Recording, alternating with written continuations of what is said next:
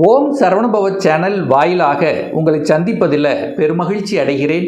இன்றைய பதிவு சுக்கிர பெயர்ச்சி பலன்கள். இந்த சுக்கிர பகவான் பார்த்தீங்கன்னா ரிஷப மனையில் ஆட்சி பலத்தோட ஸ்ட்ராங்காக இருக்க போகிறது.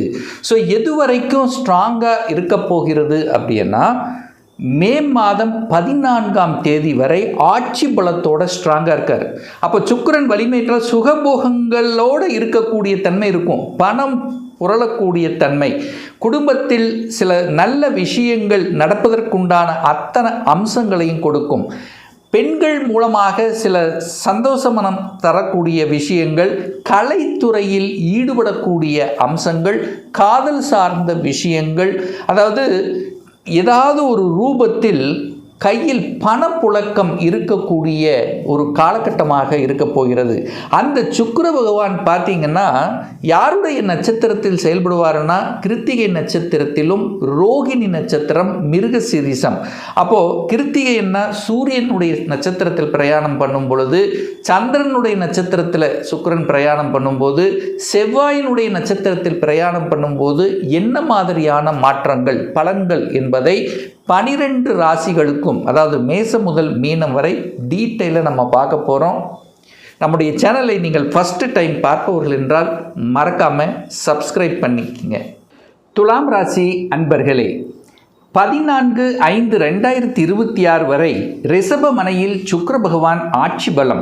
அப்போ சுக்கிரன் வலிமையாக இருக்கும்போது இந்த துலாம் ராசி என்பவர்களுக்கு என்ன மாதிரியான பலன் அப்படின்னு பார்க்கும் பொழுது, சுக்கிரன் உங்கள் ராசி அதிபதி வலுவடைய போகிறார்.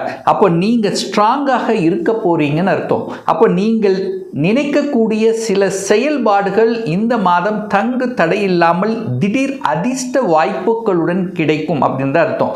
சிலருக்கு பார்த்தீங்கன்னா கொடுத்த பணம் ரிட்டர்ன் ஆகும், திரும்பி வரக்கூடிய வாய்ப்புகள், சந்தர்ப்பங்கள், நடக்கலை நினைத்து கொண்டிருந்த சில நிகழ்வுகள் திடீர்னு நடந்து விடக்கூடிய அமைப்புகள் உண்டு.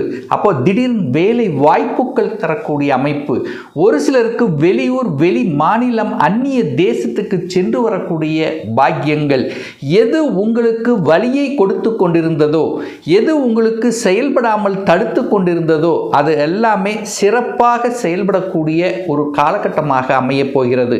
ஏன்னா சுக்கிரனுங்கிறது உங்கள் ராசி அதிபதி. அப்போ ராசி அதிபதி எங்கே போய் வலுப்பெறுகிறார்னா 8ஆம் இடத்துல போய் வலுப்பெறுகிறார்.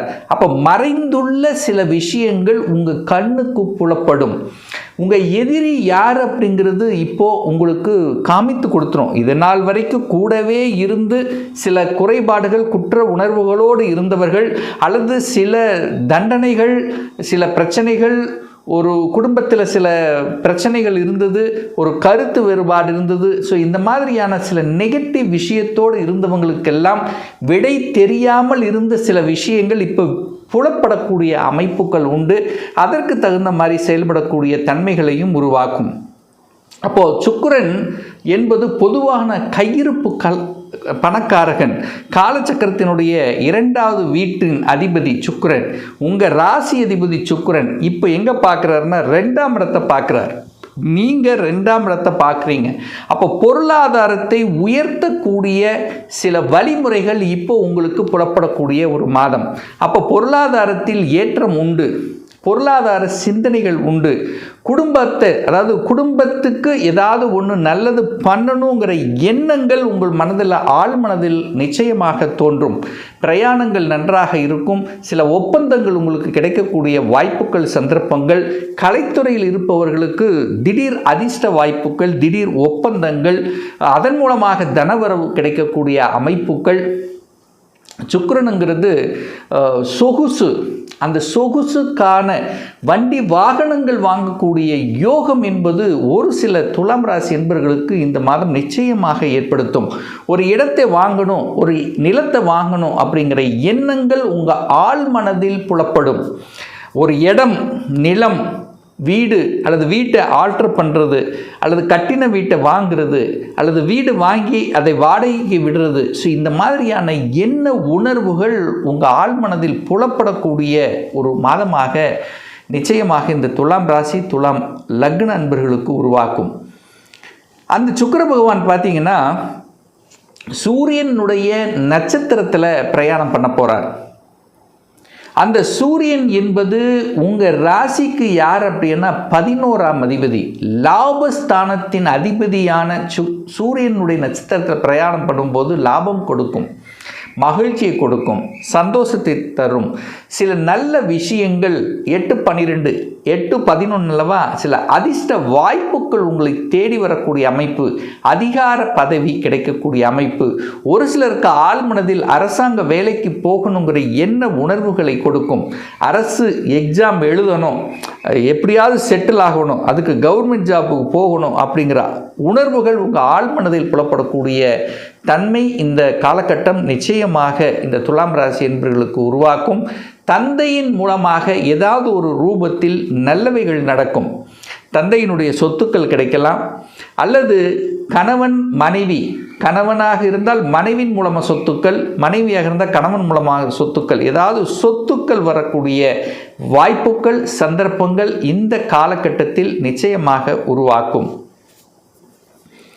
அடுத்து பார்த்திங்கன்னா சுக்கிர பகவான் சந்திரனுடைய நட்சத்திரத்தில், அதாவது ரோகிணியினுடைய நட்சத்திரத்தில் ட்ராவல் பண்ணக்கூடிய காலகட்டம். அதாவது குறிப்பாக சொல்ல போனால் 27/4/2026 7/5/2026 வரை ரோகிணி நட்சத்திரம். அந்த ரோகிணிங்கிறது சந்திரனுங்கிறது உங்கள் ராசிக்கு 10ஆம் அதிபதி. ஸோ இந்த காலகட்டத்தில் சில சேஞ்சஸ் பண்ணுவீங்க. தொழில் ரீதியாக, உத்தியோக ரீதியாக, வியாபார ரீதியாக சில சேஞ்சஸ் பண்ணுவதற்குண்டான ஒரு காலகட்டம். ஒரு மாற்றங்கள், இடமாற்றம், ஊர் மாற்றம், இந்த மாதிரி மாற்றங்கள் செய்வது, ஒரு டிரான்ஸ்ஃபர் ஆவது, பிரயாணங்கள் செல்வது, கடல் கடந்து செல்வது, சந்திர நீரில் கடல் கடந்து செல்லக்கூடிய அமைப்புகள் இதெல்லாம் இருக்கும். ஸோ இந்த காலகட்டத்தில் தொழிலை பற்றிய சிந்தனைகள், நல்ல தொழிலாளர்கள் கிடைக்கக்கூடிய அமைப்புகள், சந்தர்ப்பங்கள், நீர் சம்பந்தப்பட்ட, விவசாயம் சம்பந்தப்பட்ட உணர்வுகள் கண்டிப்பாக ஏற்படுத்தும். இதில் எந்தவித மாற்று கருத்து இல்லை. தாயை பற்றிய சிந்தனைகள், தாயை போய் பார்க்கணும், அந்த தாய் வர்க்கம் ரீதியாக உணர்வுகளை கொடுக்கக்கூடிய ஒரு காலகட்டமாக இந்த துலாமுக்கு அமையும்.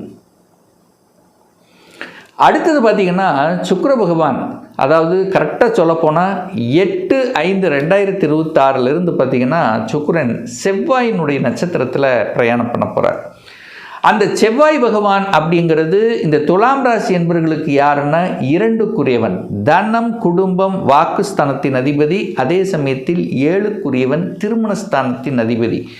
ஸோ அப்போது அந்த செவ்வாயினுடைய நட்சத்திரத்தில் பிரயாணம் பண்ணும்போது, செவ்வாய்ங்கிறது நிலக்காரகன்னு சொல்லலாம். சீருடை அணிந்து பணியாற்றி கூடிய துறையில் சில நல்லவைகள் நடக்கக்கூடிய அமைப்பு. சகோதரர் வர்க்கம், சகோதரர்களை பற்றிய சிந்தனைகள், சகோதரர் திருமணம் சார்ந்த விஷயங்கள், உங்கள் திருமணம் சம்பந்தப்பட்ட விஷயங்கள், உங்கள் குடும்பம் சம்பந்தப்பட்ட விஷயங்கள், குடும்பத்தில் எல்லாரும் சேர்ந்து ஏதாவது ஒன்று செய்யணும் அப்படிங்கிற தன்மைகள், கூட்டு தொழிலை பற்றிய சிந்தனை உணர்வுகள், சமூகத்தில் ஏதாவது ஒரு நல்லது பண்ணணும், சமூக அங்கீகாரம் கிடைக்கணும், சமூகத்துக்கு நல்லது செய்யணும் அப்படிங்கிற தன்மைகள், நல்ல நண்பர்கள் கிடைக்கக்கூடிய வாய்ப்புகள், சந்தர்ப்பங்கள். ஸோ இது எல்லாமே இந்த காலகட்டத்தில் இருக்கும்.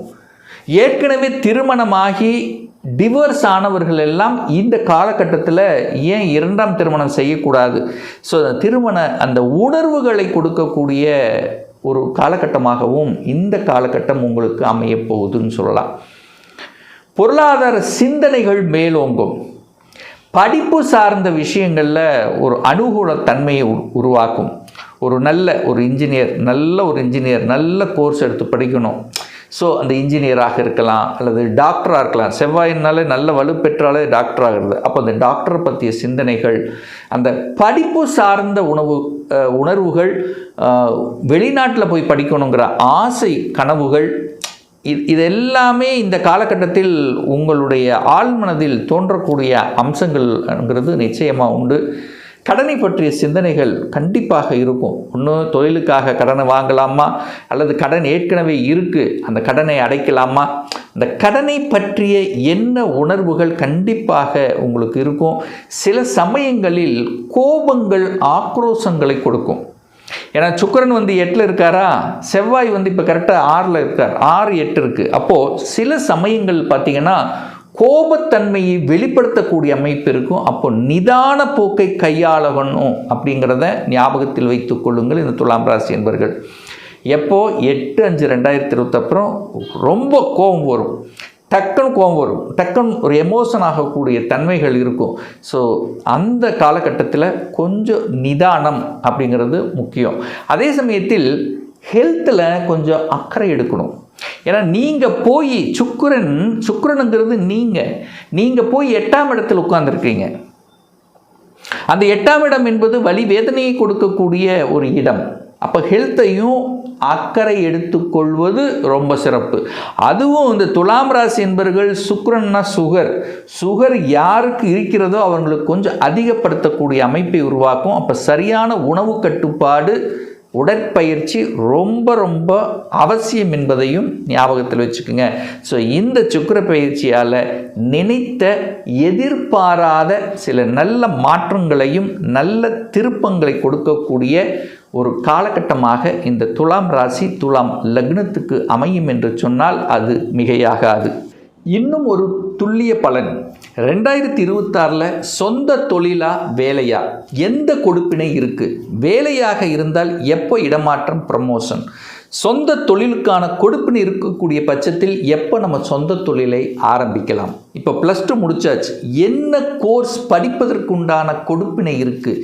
எந்த கோர்ஸ் எடுத்து படித்தால் நம்முடைய ஃப்யூச்சர் நன்றாக இருக்கும்? திருமணம் தடைப்பட்டு கொண்டே இருக்கிறது, எப்போ தான் நமக்கு திருமணம் நடக்கும்? எப்போ குழந்தை பாக்கியம் கிடைக்கும்? எப்போ நான் வீடு கட்டுவேன்? இது போன்ற கேள்விகளுக்கு துல்லியமான பதிலை நம்மால் கூற முடியும். ஒரு பர்சனல் கன்சல்டேஷன் எடுத்துக்கணும், ஒரு சுய ஜாதகம் பார்க்கணும் என்று விருப்பப்படக்கூடிய அன்பர்கள் டிஸ்பிளே தெரியக்கூடிய நம்பருக்கு வாட்ஸ்அப் மூலியமாகவோ ஃபோன் கால் மூலியமாகவோ தொடர்பு கொண்டு அப்பாயின்மெண்ட் பெற்றுக்கொண்டு நேரடியாகவோ அல்லது ஆன்லைன் மூலமாகவோ கன்சல்டேஷன் எடுத்துக்கலாம்.